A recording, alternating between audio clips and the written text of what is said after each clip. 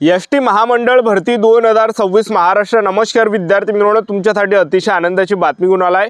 ST महामंडळामध्ये जे विद्यार्थी मित्रांनो 17,742 जागा सध्याच्या कंडिशनला रिक्त आहे आणि 17,742 जागांसाठी एसटी महामंडळमध्ये या ठिकाणी भरती निघत आणि या भरतीमध्ये शिक्षण 10वी पास लागणार आहे, 12वी पास लागणार आहे आणि ग्रॅज्युएशन लागणार आहे। महाराष्ट्रातील आपण कोणत्याही जिल्ह्यातले असाल तर मुला मुलींना फॉर्म भरता येणार आहे। एसटी महामंडळ भरतीमध्ये आपलं जर यामध्ये सिलेक्शन झालं तर पगार सुद्धा आपल्याला 20-25 हजार प्लस आपल्याला पगार यामध्ये भेटणार आहे, लक्षात ठेवा।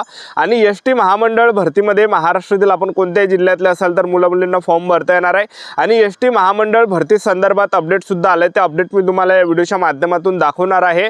आणि एसटी महामंडळ भरतीची निवड प्रक्रिया कशा प्रकारे असते याबद्दल सुद्धा आपण आजच्या व्हिडिओच्या माध्यमातून तुम्हाला सांगणार आहे। आणि एसटी महामंडळमध्ये जे पद असणार आहे तर चालकचं असणार आहे, त्याचबरोबर कंडक्टरचं पद असणार आहे, लिपिकचं पद असणार आहे आणि आणखीन काही विविध काही प्रकारचे पद जे विद्यार्थी मित्रांनो एसटी महामंडळ अंतर्गत या ठिकाणी निघणार आहे, लक्षात ठेवा, ठीक आहे। तर या भरतीची सर्व माहिती मी तुम्हाला आजच्या व्हिडिओच्या माध्यमातून दाखवणार आहे आणि ते अपडेट सुद्धा मी तुम्हाला या व्हिडिओच्या माध्यमातून दाखवणार आहे। आणि एसटी महामंडळची जी भरती आहे हे कोणत्या महिन्यापर्यंत निघणार आहे, कधीपर्यंत निघणार आहे याबद्दल सुद्धा आपण आजच्या व्हिडिओच्या माध्यमातून बोलणार आहे। आजचा व्हिडिओ खूप महत्त्वाचा होणार आहे, व्हिडिओ शेवटपर्यंत बघा आणि व्हिडिओला आताच लाईक करा। नमस्कार विद्यार्थी मित्रांनो, माझी नोकरी कॉर्नर यूट्यूब चॅनलवर मी गोपाल अनखळे तुमचं सर्वांचं सहर्ष स्वागत करतो। तर मित्रांनो, व्हिडिओचा थंबनेल बघून तुमच्या लक्षात आलं असेल की आपला व्हिडिओ कोणत्या टॉपिकवर होणार आहे। व्हिडिओ सुरू करण्याच्या आधी आपल्या यूट्यूब चॅनलला सबस्क्राइब करा, जेणेकरून प्रत्येक भरतीचे अपडेट तुमच्यापर्यंत सर्वात आधी पोहोचेल। जास्त करून एसटी महामंडळ भरतीबद्दल वेळोवेळी अपडेट मी तुम्हाला आपल्या यूट्यूब चॅनलच्या माध्यमातून देत असतो।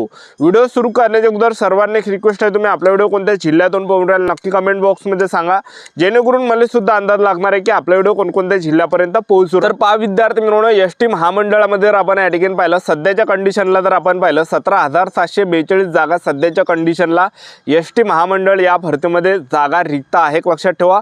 आणि एवढ्या काही पदांसाठी जे या ठिकाणी भरती निघत आहे, लक्षात ठेवा, ठीक आहे। तर आता पात्रता काय, यामध्ये निवड प्रक्रिया काय पहिली ते तुम्हाला सांगून देतो, त्यानंतर ते अपडेट दाखवणार आहे आणि त्याचबरोबर भरती कोणत्या महिन्यापर्यंत पडणार आहे याबद्दल सुद्धा आपण आजच्या व्हिडिओच्या माध्यमातून बोलणार आहे। तर पहा, जे काही या ठिकाणी कंडक्टरचं पद आहे तर कंडक्टर भरतीमध्ये शैक्षणिक पात्रता काय पाहिजे, तर यामध्ये 10वी पास पाहिजे, मराठी वाचता बोलता लिहिलं आलं पाहिजे, त्याचबरोबर प्रादेशिक परिवहन कार्यालय आरटीओ यांच्याकडील सार्वजनिक अवजड वाहन चालवण्याचा वैध परवाना व PSV बॅच बिल आवश्यक आहे।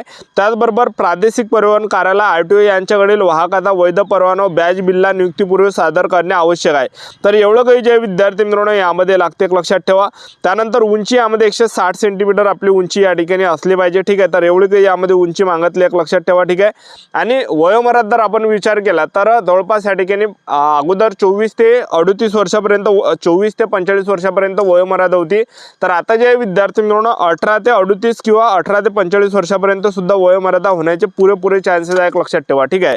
तर एसटी महामंडळ भरतीमध्ये आपली जी उंची 160 सेंटीमीटर असली पाहिजे, जे कंडक्टरचा पद आहे। आता चालकमध्ये जर आपण या ठिकाणी पाहिलं तर चालक पदामध्ये जे शिक्षण लागते तर चालक पदामध्ये 10वी पास आपण असलो पाहिजे, त्याचबरोबर मराठी वाचता बोलता लिहिता आली पाहिजे, प्रादेशिक परिवहन कार्यालय आरटीओ यांच्याकडील सार्वजनिक अवजड वाहन चालवण्याचा वैध परवाना व PSV बॅच बिल आवश्यक आहे। प्रादेशिक परिवहन कार्यालय आरटीओ यांच्याकडील वाहकांचा वैध परवाना व बॅच बिलला नियुक्तीपूर्वी सादर करणे आवश्यक आहे। तर एवढं काही पात्रता यामध्ये लागते आणि उंची 160 सेंटीमीटर असली पाहिजे, वयोमर्यादा 18 ते 45 वर्षापर्यंत असू शकते, लक्षात ठेवा। सध्या जाहिरात आली नाही, अगोदर या ठिकाणी 24 ते 45 वर्षापर्यंत वयोमर्यादा होती, पण आता जे विद्यार्थी मित्रांनो कमी सुद्धा या ठिकाणी होण्याची दाट शक्यता आहे, लक्षात ठेवा।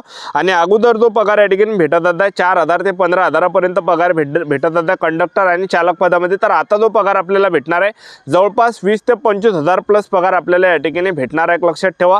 जे कंडक्टरचं पद आहे ते आणि त्याचबरोबर चालकचं पद आहे, या पदामध्ये जे कंडक्टरचं पद आणि चालकचं पद आहे आपलं यामध्ये सिलेक्शन कशा प्रकारे होते, तर पहा विद्यार्थी मित्रांनो यामध्ये 100 मार्काची परीक्षा राहते आपली, ऑफलाईन पद्धतीने यामध्ये पेपर राहते, लक्षात ठेवा। आणि पेपरला जे प्रश्न परीक्षेला विचारले जाते 40 प्रश्न जे विद्यार्थी मित्रांनो सामान्य ज्ञान झालं, बुद्धिमत्ता असणे झालं, गणित झालं, ठीक आहे।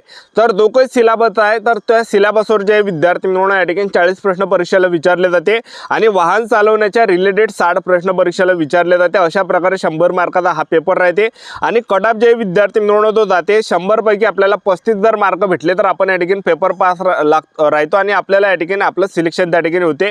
तर 35 वर कट ऑफ जाते 100 पैकी। आणि त्याचबरोबर जे विद्यार्थी मित्रांनो जर समजा त्यांना पोरं जर भेटले नाही, 35 वाले जर पोरं त्यांना भेटले नाही, तर मग ते मागासवर्गीय कॅटेगरीचे सुद्धा 30 मार्कवाले विद्यार्थी त्या ठिकाणी त्यांचा निवड त्या ठिकाणी करते, लक्षात ठेवा। अशा प्रकारे प्रकारे या पदामध्ये निवड प्रक्रिया एक लक्षात ठेवा, सिलेक्शन आहे एक लक्षात ठेवा, ठीक आहे।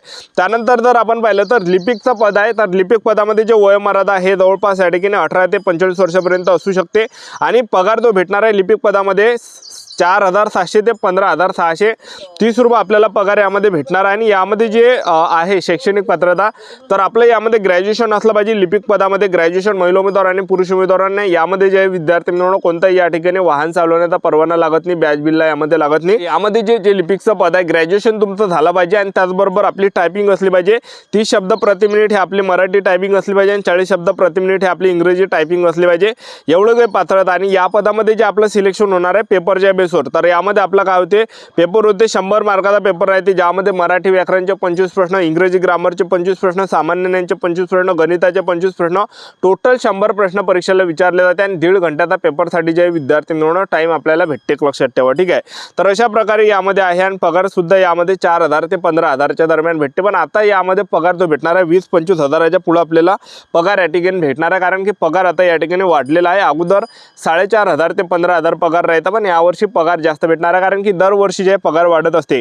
आता या भरतीचा एक अपडेट आलाय तुम्हाला या ठिकाणी दाखवून देतो। तर पहा, महाराष्ट्र राज्याचे जे परिवहन मंत्री आहे प्रताप सरनाईक, एकनाथ शिंदे गटाचे जे विद्यार्थी मिळवणं ते आमदार सुद्धा एक लक्षात ठेवा धाराशिव जिल्ह्याचे, तर त्यांनी जे विद्यार्थी मिळवणं नुकताच त्यांच्या सोशल मीडिया हँडलवर हे पोस्ट या ठिकाणी टाकले, बघू शकता तुम्ही या ठिकाणी। एसटी 17,742 पदांसाठी होणार मेगा भरती। तर बघू शकता ग्रामीण भागातील आणि सर्वसामान्य प्रवाशांची जीवनवाहिनी अशी ओळख असणाऱ्या लालपरी म्हणजे एसटी महामंडळात लवकरच 17,742 पदांची भरती करण्यात येणार आहे। यात चालक, वाहक आणि इतर पदावरील कर्मचाऱ्यांचा समावेश असून याबाबतचा प्रस्ताव राज्य सरकार व वित्त विभागाला पाठवण्यात आला आहे। वित्त विभागाच्या मंजुरीनंतर लगेचच ही भरती प्रक्रिया सुरू करण्यात येईल, अशी माहिती राज्याचे परिवहन मंत्री प्रताप सरनाईक यांनी विधान परिषदेत दिली आहे। 2022 मधील एसटी कामगारांच्या राज्यव्यापी संपादरम्यान प्रवाशांची गैरसोय टाळण्यासाठी तत्कालीन सरकारने 1 फेब्रुवारी 2022 रोजी तातडीचा निविदा प्रक्रिया राबवून कंत्राटी कामगारांची भरती केली होती। त्यावेळेस आपल्याकडे केवळ 12,500 बस होत्या, आज एसटी ताफ्यात 14,000 बस आहेत एक लक्षात ठेवा। कंत्राटी कामगारांना प्राधान्य दिले जाणार आहे एक लक्षात ठेवा। या भरतीमध्ये 2022चा राज्यव्यापी संप मिटल्यानंतर नियमित कर्मचारी परत आले, त्यामुळे कंत्राटी कामगारांना कायम ठेवणे नियमानुसार शक्य नव्हते, पण भविष्यात आपल्याला कायम नोकरी मिळेल अशी त्यांना आशा असते, त्यामुळे भरती प्रक्रियेत कंत्राटी कर्मचाऱ्यांना प्राधान्य देण्यात येईल, असे आश्वासन परिवहन मंत्री प्रताप सरनाईक यांनी दिले एक लक्षात ठेवा, ठीक आहे। तर आता एसटी महामंडळची जी ही भरती हे कोणत्या महिन्यापर्यंत निघणार आहे, तर पहा विद्यार्थी मिळवणं जवळपास या ठिकाणी ऑगस्ट-सप्टेंबर महिन्यापर्यंत एसटी महामंडळची भरती निघण्याचे या ठिकाणी पुरेपूर चान्सेस आहे एक लक्षात ठेवा, कारण की जागा या ठिकाणी आहे आणि ज्या जागांना जे विद्यार्थी मिळवणं लवकरच या ठिकाणी मंजुरी भेटणार आहे आणि मंजुरी भेटल्यानंतर ज्या लगेच या ठिकाणी फॉर्म भरणे चालू होणार आहे।